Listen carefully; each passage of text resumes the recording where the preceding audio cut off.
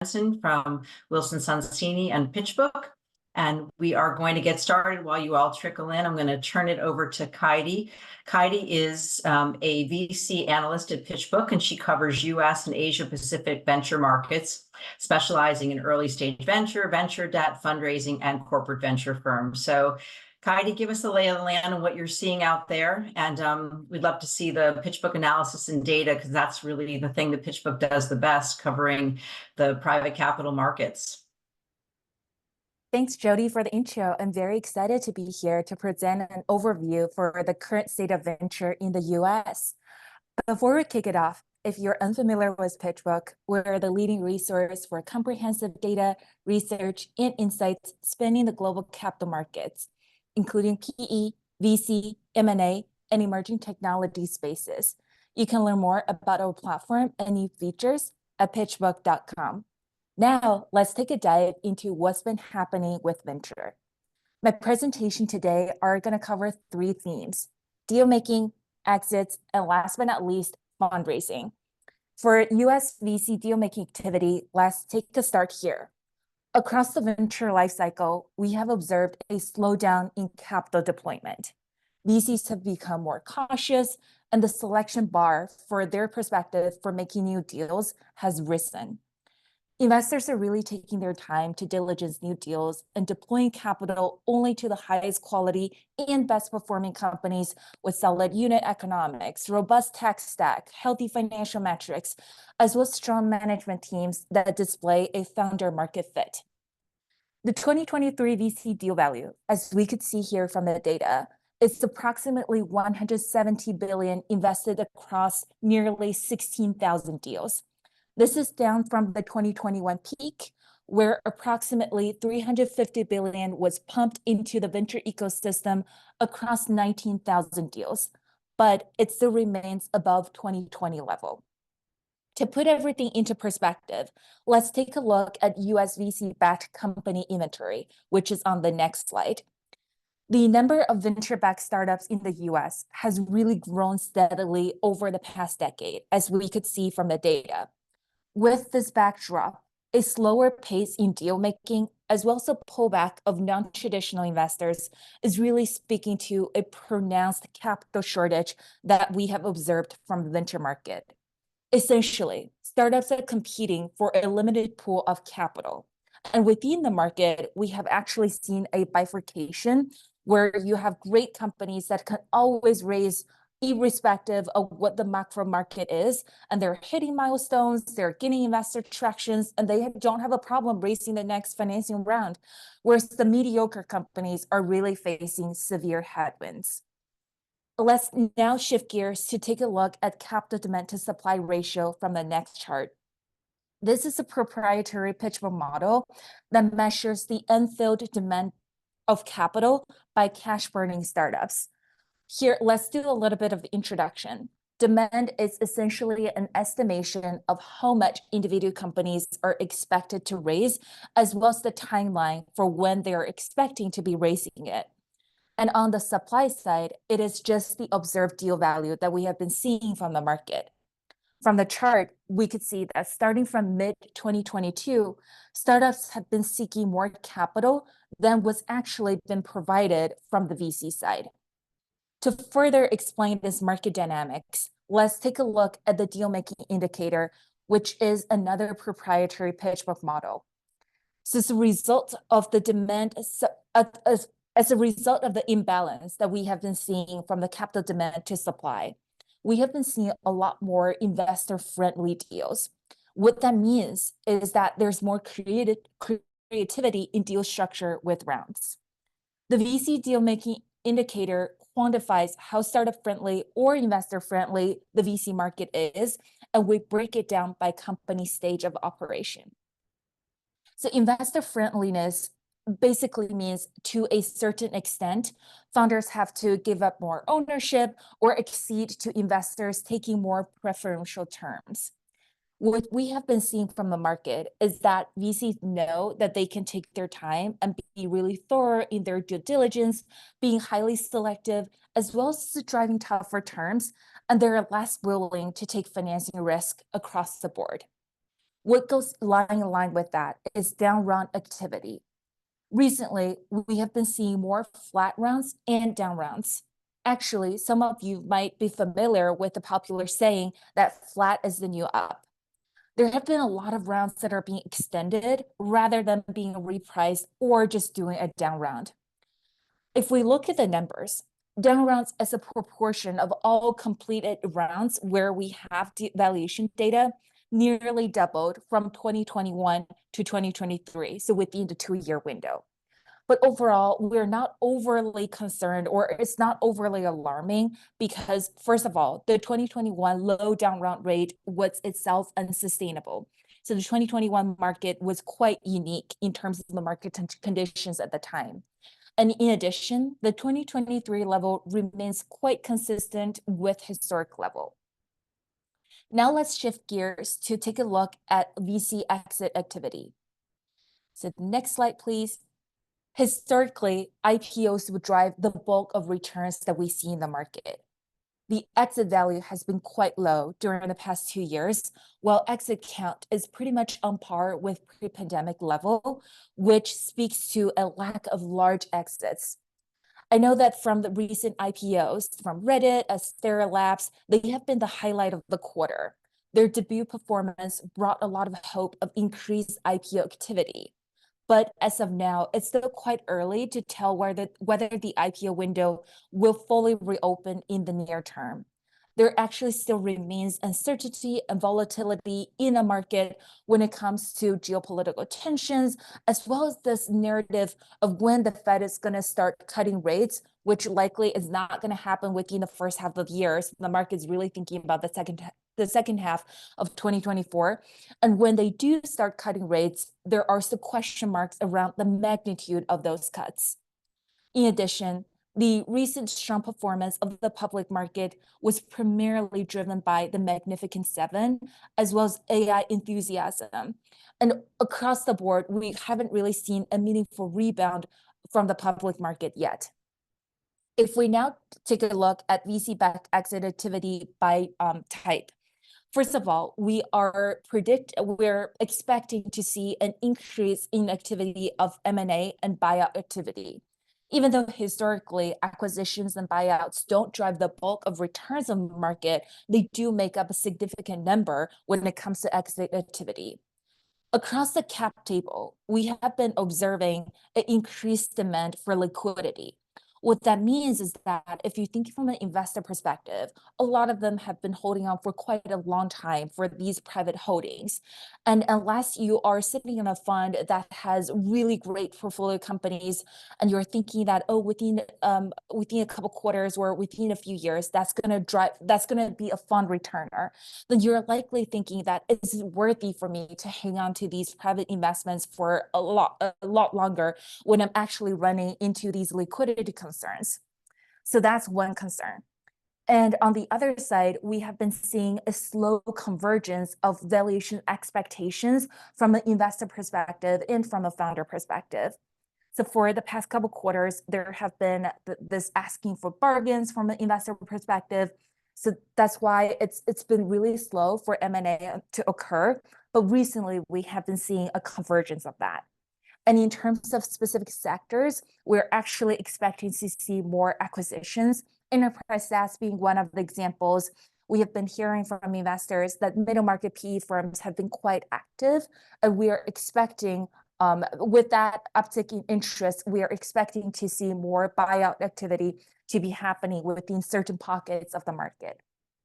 Now Right. let's take a look. We're saying we're going to tie all this to the compensation as well and talk about how all this with investment firms and venture firms and the deals and the slower liquidity market and all this happening relates to how are investment firms raising their capital and how are they getting paid. Absolutely. Yeah, that's why we Great. are going to dive right into fundraising activity. Great.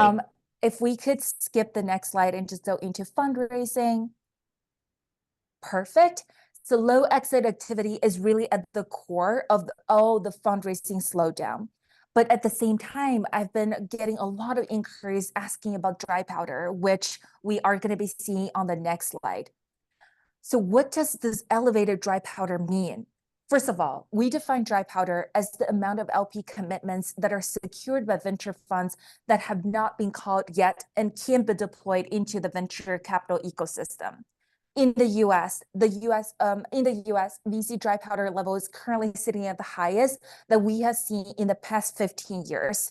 It has really rapidly built up over the past couple years, but it's worthy of thinking about where the bulk of the dry powder is currently sitting at, or specifically, where is the dry powder sitting? What is specifically at funds belonging to which size bucket? Globally, we have been seeing a concentration pattern where mega funds or funds with AUM that are larger than 500 million holding the majority of dry powder due to their sheer size. And we actually expect the trend to continue as investors resort to familiarity and a strong record amid the ongoing liquidity crunch. If we can go to the next slide in terms of total AUM.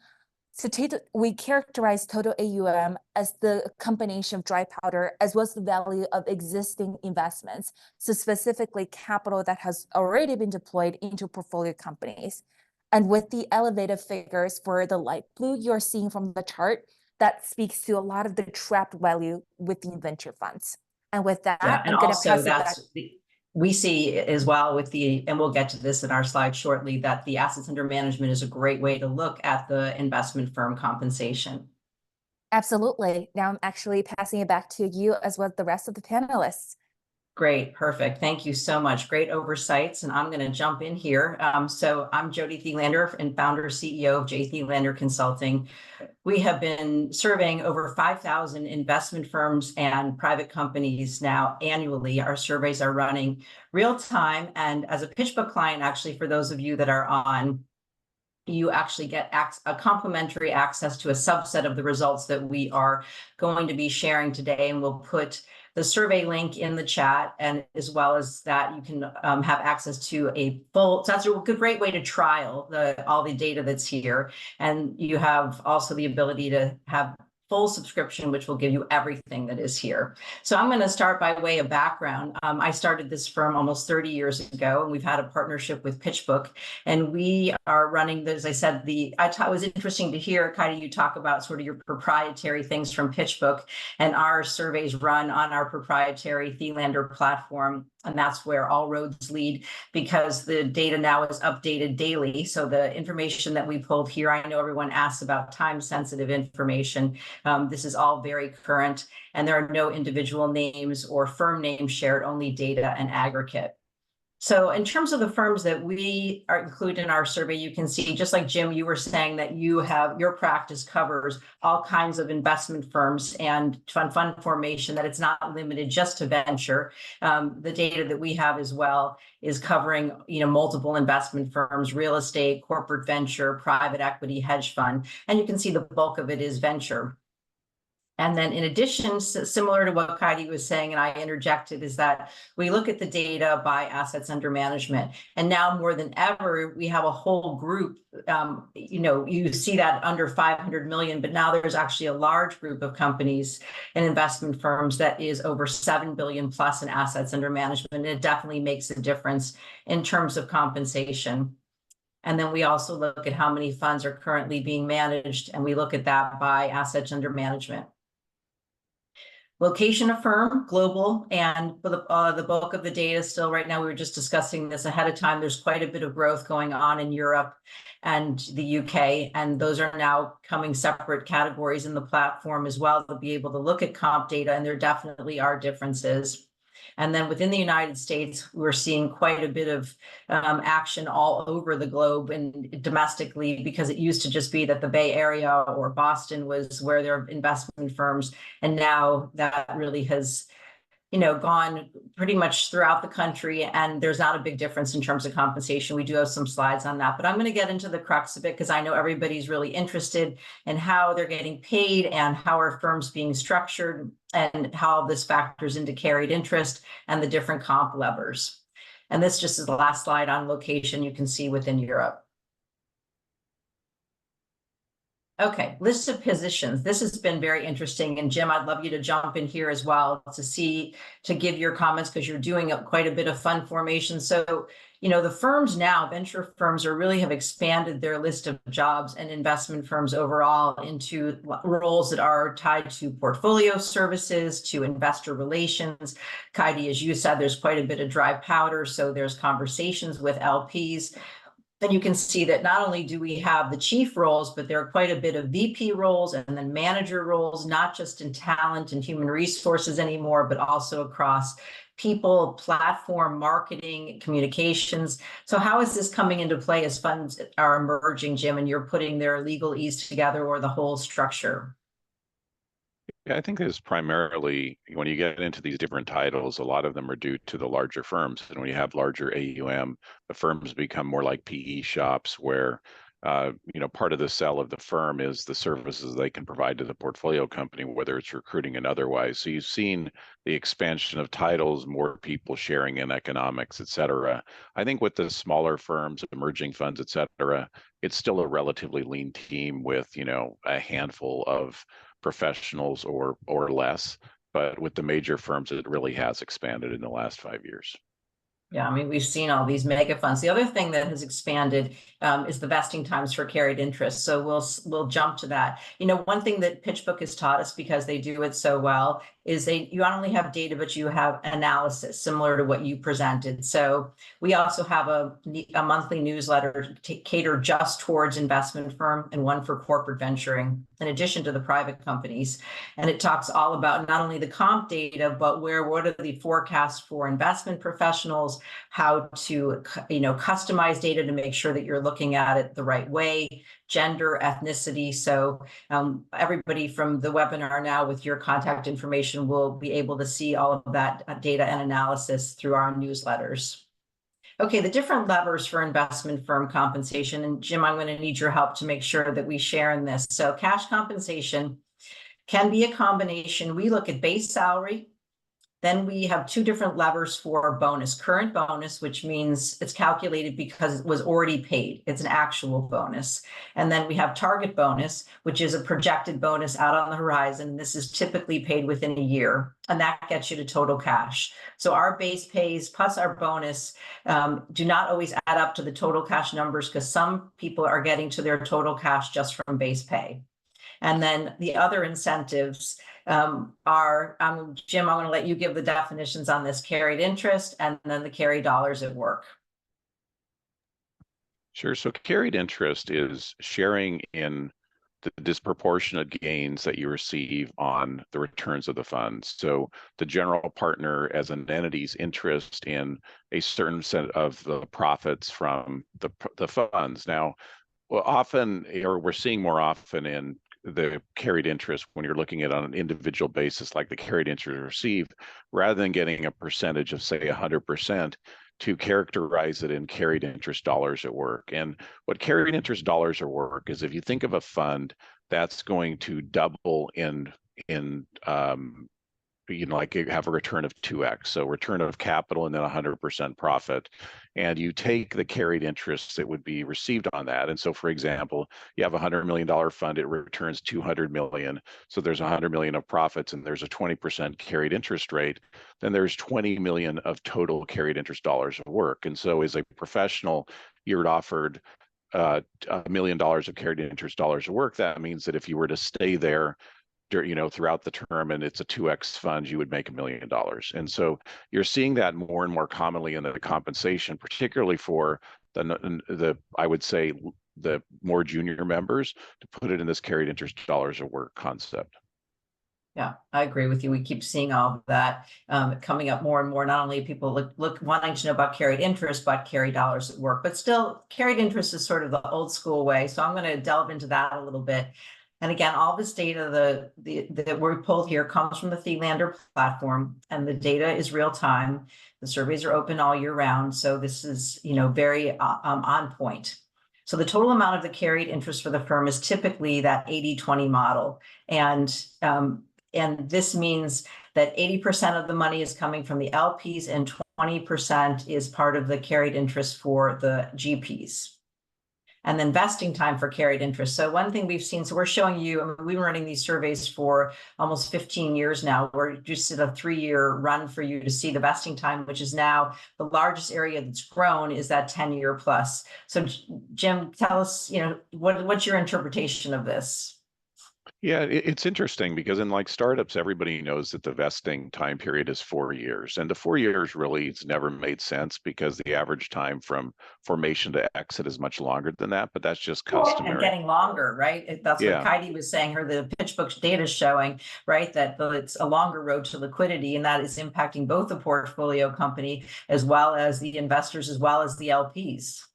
And then, so you think that these vesting periods should be longer, and they always have been in venture, that you see this, that the carried interest vesting is often tied to the 10-year non-extended term of a fund. And that's very common. And I think it makes a ton of sense. And you're even seeing, I think from this data that the time periods have extended, that you rarely see like the 1 to 3 years is just very unusual in venture. And and I would say that probably most that have that sort of vesting are those that are on a limited time period, that they're professionals that are there for a set time period and then they're supposed to leave. And so they're naturally on a shorter time period. But it's very common in venture to have like a 10-year vest period.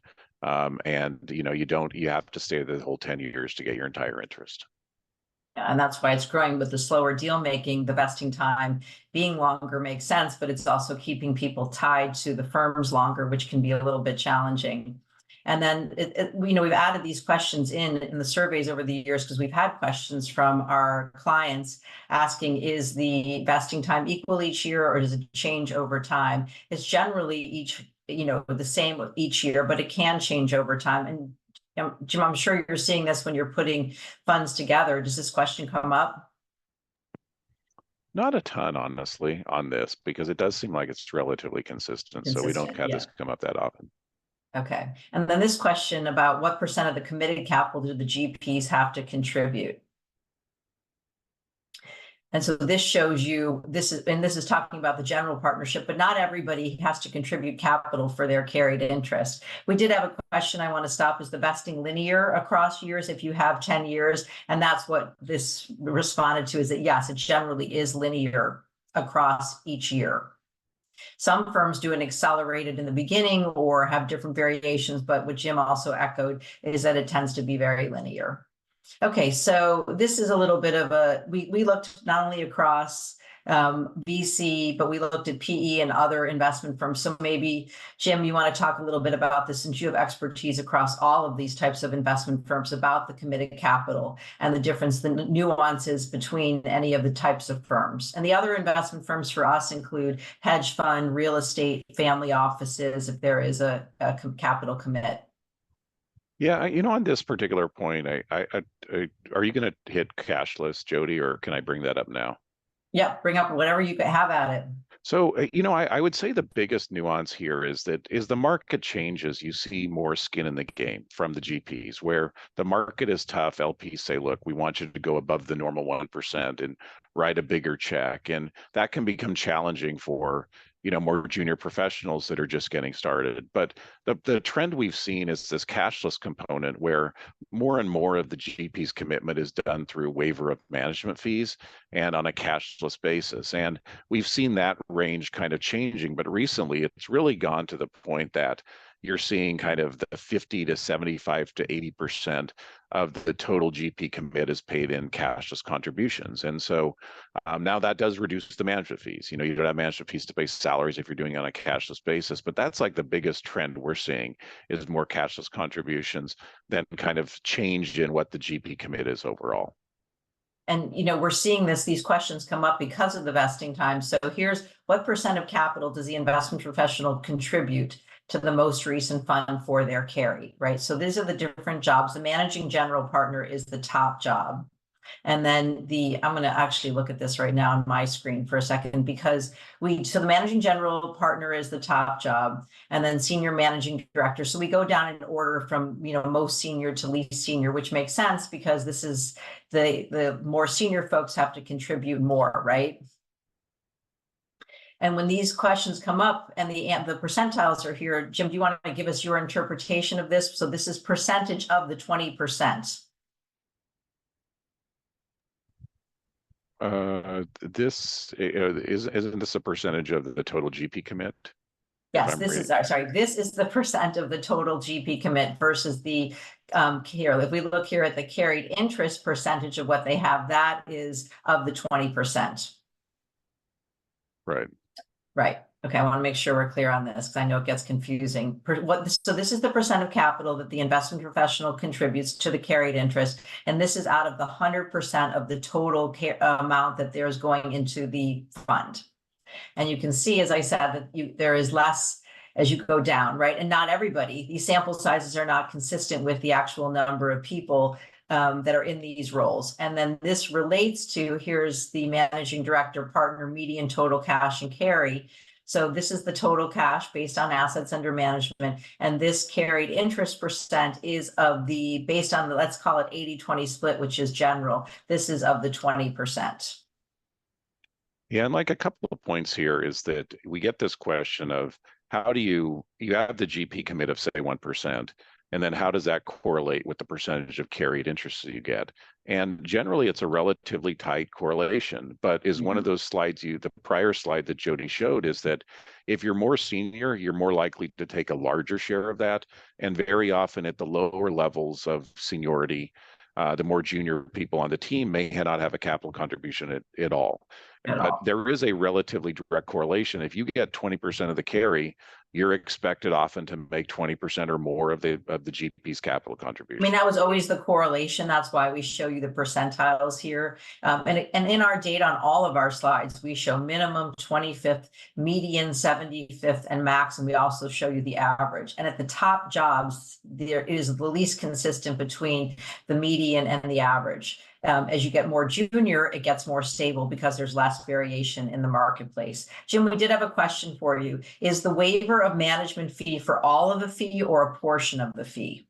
Usually a portion. I mean, you still need some money there to pay rent and salaries, et cetera. So ideally, but it all comes down to what your management fee is. But rarely do the LPs want you to pay 100% of your capital contribution in cashless. So you still have to have a cash component of it. And you usually don't waive 100% of your management fee.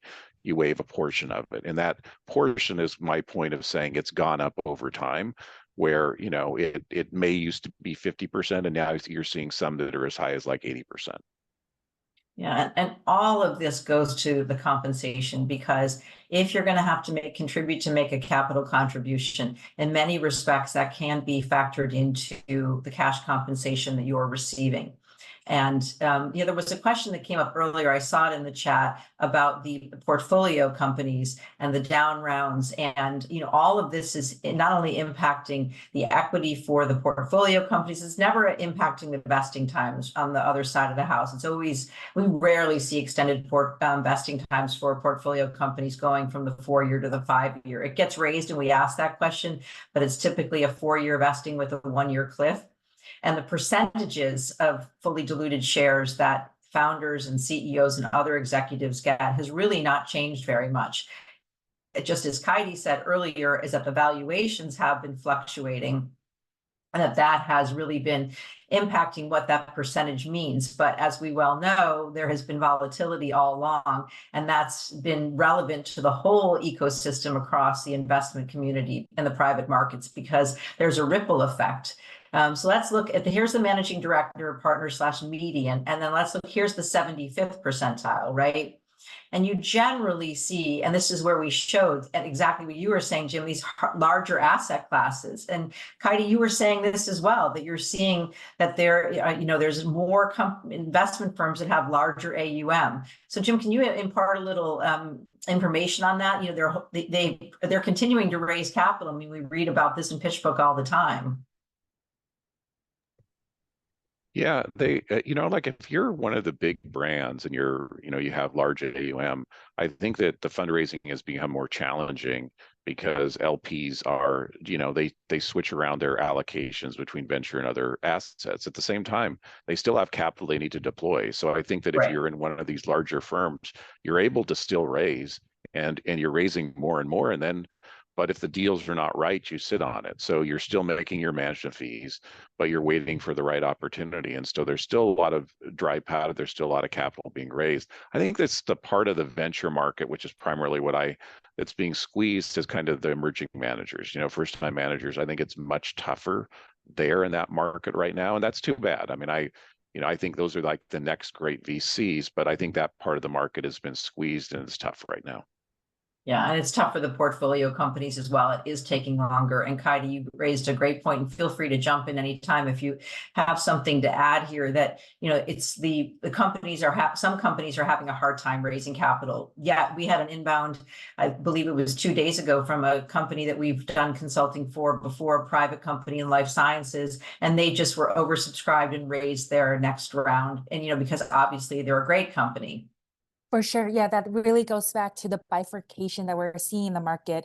Even though fundraising has become so challenging, if you're a great company and you're able to generate a lot of traction, not only are you able to secure financing, but that also puts you into a really great spot to be able to negotiate some of the terms.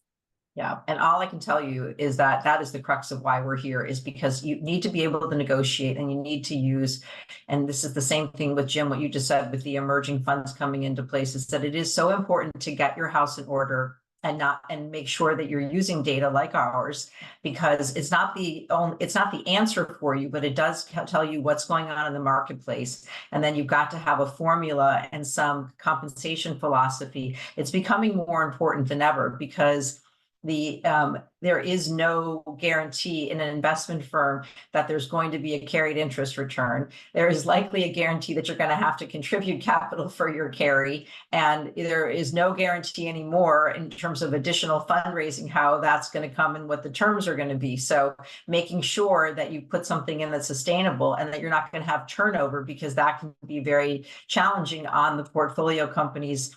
They want consistency from their board and from their investors.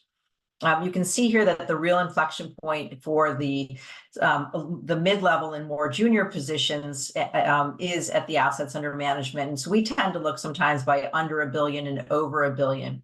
But you can see that the compensation in general, it peaked a little bit, exactly, what Kaidi was saying, that the markets were really hot and there was a ripple effect with that from 21, 22 into 23, and things have tapped down just a little bit. But what's gone up are the carried interest percentages, and you can see that pretty consistently, right? Because cash is getting to be more of a premium. So in order to have people stay, they're giving them more carried interest, but the vesting times are increasing.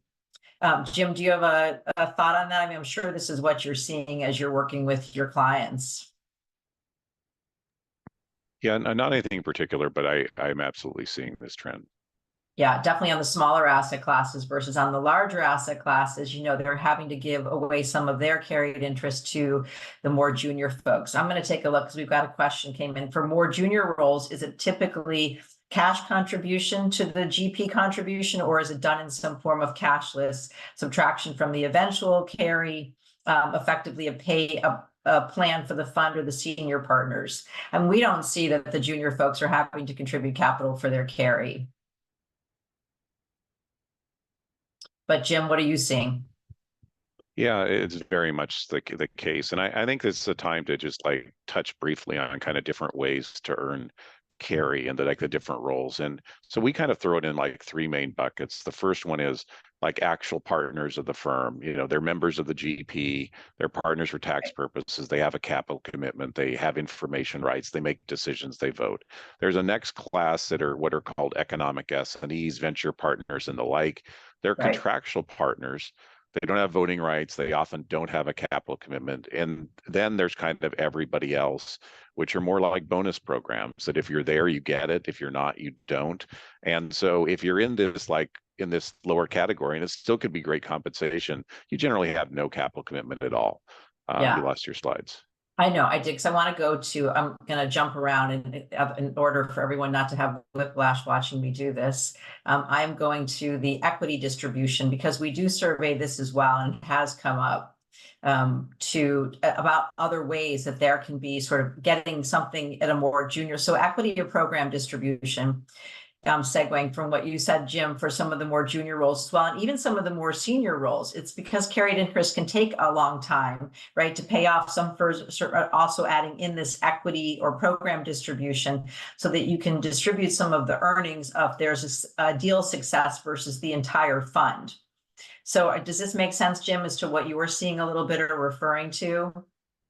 Yeah, you know, the carry takes a long time, and particularly if you have an American or a European waterfall, which is very common. You have to return capital to LPs first before you get carry. I mean, you're talking about carry at the latter end of the fund, and so you have a deal that's successful, and the firm takes a portion of, not necessarily profits from that deal, but from a portion of the management fee that's set aside and paid some bonuses on that amount in order to keep the team, particularly the more junior members of the team, incentivized to, you know, to continue to be excited, et cetera. So we're seeing that more and more, that you do allow this like interim compensation because carry just takes a long time to earn.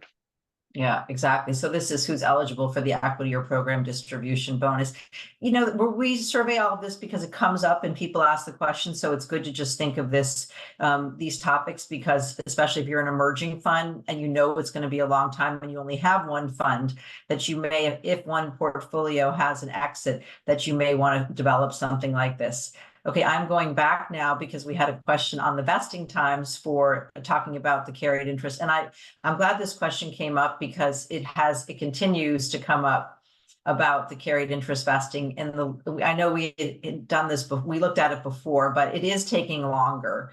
So let's move this here. Vesting time for carried interest. So okay, so this is the vesting time for carried interest, and this is all investment firms. And then this is for VC. So let's look at VC, since I know that's the focus of the webinar. It's not that different though. So we talked about this. So they are getting longer. The 4 to 5 years has been decreasing, and the longer we are 7-year, and the it's staying constant from 14% to 16%. But this 10-year vesting, and I know this from several of my colleagues in the venture space, has gone up from 16 to 21 to 22 to 23%. It's important because this is impacting lower level roles, and it's also impacting the whole trajectory of people staying at venture firms and really making choices about their careers, because venture is a career track. Carried interest sounds like such a great thing, but it takes a long time to receive any profits, and it's certainly not a guarantee. Not everybody is getting those profits. We had a question beforehand. I'm going to move into that now about bonus programs. And we have a lot of data here on total cash and carry. Actually, I am going to, before I do that, because the questions are coming up about, let's see. Questions are always coming up about senior and its associate and associate. Yeah, I just actually got a note saying to focus on the compensation for junior roles. So we're on the same level here. Okay, so here's senior associate, median total cash and carry, and this is venture by assets under management. And so you can see that we had an uptick last year when things were really hot. And then in 2024, things have settled only a little bit though. And that's for the assets under management of less than $1 billion. And then the $1 billion plus is the assets under, you can see that the total compensation, and again, this is a combination. It could be base and bonus, or it could just be base pay if there's no bonus program. And so that's what we mean by total cash. So there's no carried interest distribution, no equity distribution. This is just your cash. And then you can see that the carried interest has stayed pretty consistent at the $1 billion plus, and then the less than $1 billion. And we can even break that down further. If we have a consulting project, we can go like with some of the funds that you're talking about. And even Kaidi, you touched on this. I mean, with the firms that are like 500 million of assets under management, there's a lot that falls underneath that. And here's senior associates for other investment firms. So you can see ventures pays a little bit less, right? And I'm going to go slow with these. If you all are taking pictures or using these slides, that's great, but please don't post them, because we have copyright on this and we keep an eye on it. And then we also gave, here is the 500. This gives you a little bit of a glimpse, right? Because here was the less than $1 billion. So now we did the 500 to 999. And we showed you the max numbers because we were just in a Wall Street Journal article a couple of weeks ago on senior associates and what was happening in venture. And these max numbers are real numbers. These are not outliers. And what I said in the article is that it was very, the top people are always top people and they're in demand. Some of the folks who, just like what Kaidi was saying about where the portfolio companies are getting money, right? If you're not in this as a career, you're moving around, then you would probably expect that you would be at the 25th percentile or median. And we show here the base pay, actual bonus, target bonus, total cash. And again, that can be a combination of base pay and bonus or just base pay, which is why they don't add up. And then here's the percentage of carried interest, pretty stable. So there's no high flyers in terms of carried interest. Okay, someone asked if we can go back to the director principal level roles. Absolutely. Okay, so we show you two. I did median and 75th, so we'll go slow here because it must be some of you in the audience who are interested to see this, which is, I think the other thing that we want you to understand here is that, we care very much about all of these roles. And we also show this for venture as well as PE. So here's the director principal median total cash and carry. And the asset under management, we gave you some of the smaller asset classes here. So the less than 25 million, 25 to 49.9, the 50 to 99, and 100 to 249. So you can see it really can break down. And it does matter. Generally, as a rule of thumb, and I don't know, Jim, your thoughts on this, the larger the AUM, the larger the management fee, and the larger the compensation. Yeah, absolutely. And then the lower the carry percentage, Right. So bigger team, more people that have to, carry dollars at work probably go up if you look at it that way, but the percentages go down. For a large firm, like for one of the very large firms, if you're in like 1% is a lot. That's a big stake, a 1% carry. You see that with the smaller emerging managers, but you don't see, like an associate with like one of these large firms, that would be, that'd be a big carry stake if they had 1%. Right. Okay, I'm going to share this slide now. I'm moving around here because we've got a lot of questions coming in. So here is year over year median cash and carried interest for a senior associate. Right, 21, 22, 23, 24. So total cash, this is where you really want to focus. Because if you focus on one separate lever, then you might get sidetracked. So the total cash is the most important. And you can see that generally has been going up, carried interest staying exactly the same. No surprise, and I'll tell you from the private company side for this level of job as well, same thing, you might see the total cash going up, but you will not see the percentage of fully diluted shares changing very much because it's just a smaller piece of the carrot. And then here is the same information for the median cash and carried interest for a senior associate in private equity. Right, so this total cash, much higher, right? Significantly higher. Up. And then the carried interest also. Jim, explain to us the difference with the VC and PE just in terms of the fund formation or the infrastructure, if there's something that would be helpful. Honestly, no real difference in like fund structure and more complicated structures, obviously in PE, but no real difference in the compensation. I think the difference in PE versus VC and kind of the compensation models is kind of the penalties that happen post-closing if you're in a PE shop. And so with venture, because a lot of them are California connected, like non-competes and other things are not enforceable, and you just don't see them as often, although they're not uncommon in venture. But in PE, it's very, very common, kind of the New York mindset to have a lot of restrictions. If you leave, you lose a lot. Yeah, got to be present to win. We had a question come up about, and we love your questions, by the way. It's great because I've got this whole big deck here. So we really want this to be where I know we're closing in on the last 15 minutes here, but we love the interaction. So please, and the nice thing about being on a webinar is you don't have to feel uncomfortable. So if there's anything you want us to be speaking to, please let us know. But the question came up about comp by region and looking at Europe versus the US, right? And so you can see the less than 500 million of assets under management, and that the total compensation, this is total cash, is lower generally in Europe. And this is the 25th, 50th, 75th percentile and max. I think the max is very important to look at because those are real numbers. Data is hovering, meaning if we drop the top number, there's 5 data points or 3 data points backed right up against it. So if the data was very high, maybe 2 million, and we dropped it and the next number was 1 million, then we would drop that considering it an outlier. And then you can see that it's, the whole Europe, and then this is the percentage of carried interest as well. This is a little bit more on par, but, more so in the United States. And it's probably just sophistication. I don't know, Jim, are you working with European firms? It sounds like there's been some growth there. Not a lot. I don't have a ton of experience with European firms. We have other people in our firm that are located in our European offices, but I personally do not. Right. Okay. And here's within the United States for some more junior roles, because I know this came up as well. And we'll move into that right now.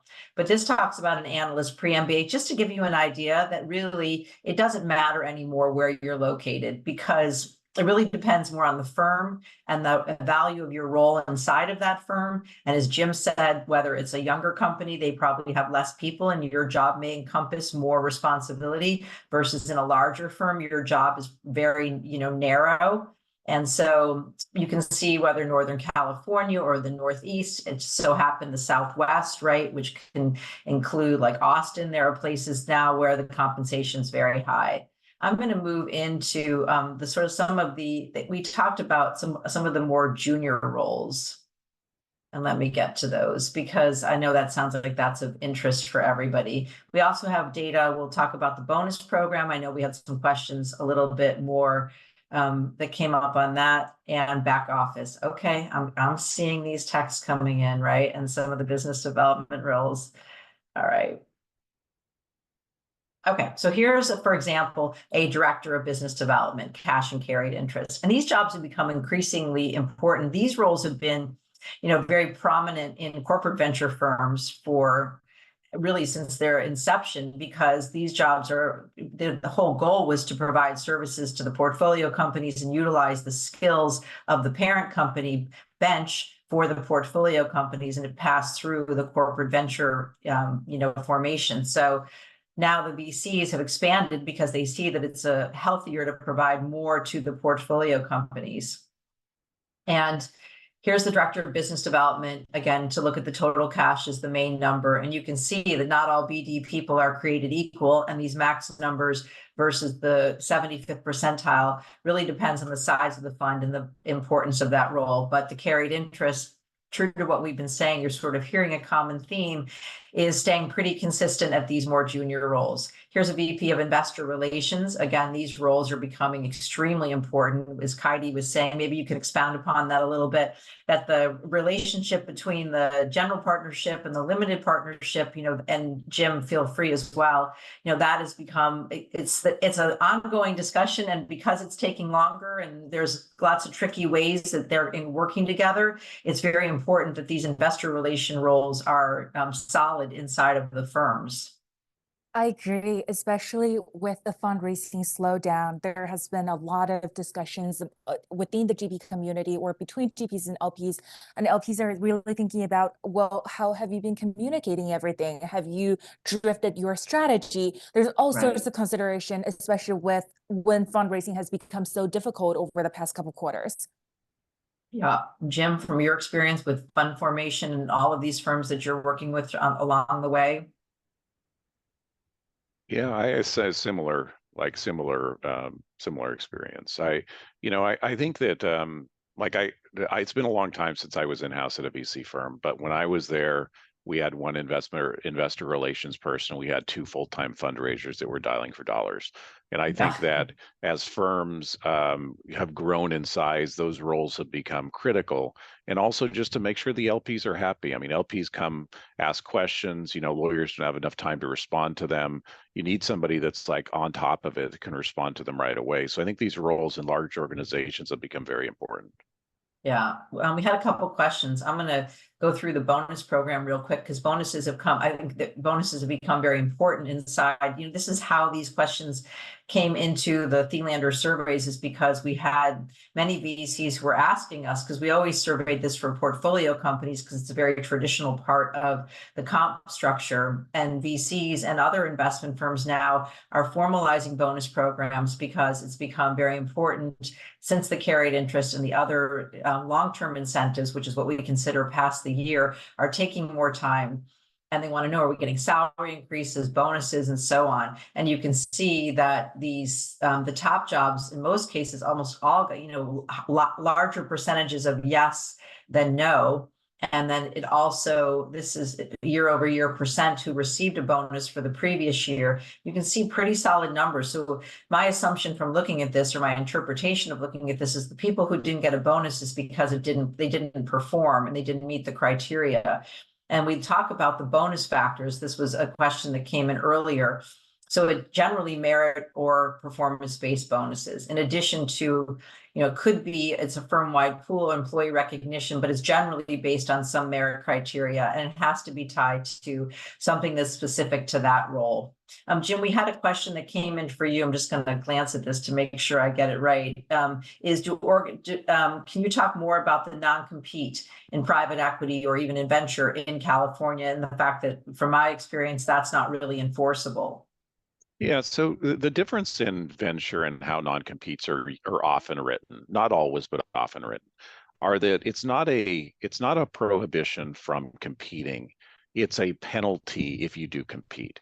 And so, you put in these provisions in the GP agreement that if you solicit LPs, if you solicit employees, if you start another competing venture firm or you go to work one, then often it's permitted, but you have a reduction in your carry. And the difference in like venture versus PE is often those penalties are more punitive in PE. Right. And sometimes you even see that they're an absolute prohibition, because like even if non-competes are not enforceable in California, it doesn't mean that organizations still don't use them, because then it forces the person that's subject to them to actually sue. And no one wants to hire a lawyer and sue somebody, and incur those costs. And so very often you could have these non-competes that may be unenforceable under law, but they're still there. And you just see more aggressive terms in PE than you do in venture. Like, just fundamentally, I don't believe in any of them. I'm in California. I don't like non-competes, but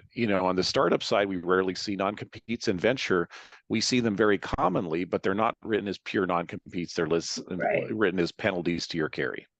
Right. Okay, next question. Do organizations put any max on the payouts from a carried interest plan? I mean, we see this in corporate venturing all the time, that there's a maximum on the payout possible, but Jim, that one's to you. We see everything, but I would say it's a rare case to see something like that, unless it's more at the more junior level. There's usually not a max. I mean, the idea is you can make as much as you possibly can if earned, but we've seen every variation, and sometimes there are those restrictions, those caps. Okay, another thing that you raised that people want a little more content on are the European waterfall. Explain to us what that means. Yeah, so there's many different types of waterfalls. Just the two basic ones is European and American. European waterfall is that partners in a fund get returned 100% of their capital contributions before distributions of carry are paid, and that includes the GP's contribution. An American waterfall, on the other hand, is a deal-by-deal model where you have an exit from a portfolio company, you return the cost basis of that exit, and then a portion of like fund expenses, and then you can receive carry on that deal.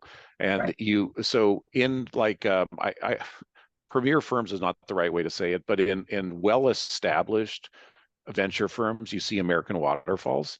In kind of emerging managers and others that are coming, starting, you more often see a European waterfall. So just to return capital, it takes 8 to 10 years. And so you're just not into carry until like the very end of the fund with the European waterfall.